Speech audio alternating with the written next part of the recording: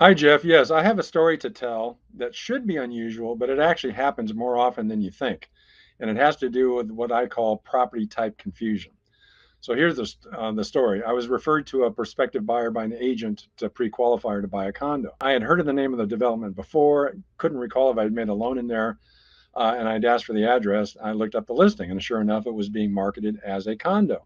And that was a concern because the development was well known for pretty high activity with short term rental. And that could be an issue because the federal agencies, Fannie Mae, Freddie Mac, frown on condo developments that offer short term rentals less than 30 days. They're typically ineligible. So that would require the buyer to get what we call non conforming financing. In fact, financing for what we call condotels, which of course the issue there is it's going to be as a non-conforming program, it's going to have a higher rate and usually a little bit higher lender fee. But when I took a look more closely at the property, what I realized is that it was maybe not a condo. The reason I thought that was I looked at the legal description. The legal description looked to me to be for a PUD, what we call a planned unit development. That's a single family home. Usually when it's in a gated community, it's considered a PUD, planned unit development. When I looked at the legal description for this condo, it had a lot and tract verbiage in the legal description. That's usually a clue that it's not a condo.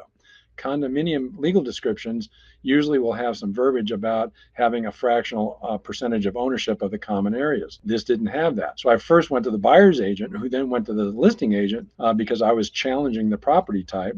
Sure enough, they come back and we determined, in fact, it was an attached PUD. Why was that important? Well, because it's a PUD, we were able to bypass all the condominium documents we would normally have to get, including a condo questionnaire where questions about short-term rental income would come up. Well, when it's a PUD, the agencies, Fannie, Freddie, don't care about it. We don't have to get that documentation because it's not a condo. The benefit to the buyer, the borrower, I was able to offer about an interest rate about 1.25% below what it would have been if it was a condotel. So the outcome turned out to be very beneficial to who ended up being my client, the borrower, simply because I took the extra step to take a look at the legal description and make sure we had the right property type before we started arranging the loan. And believe it or not, this does happen more often than you think.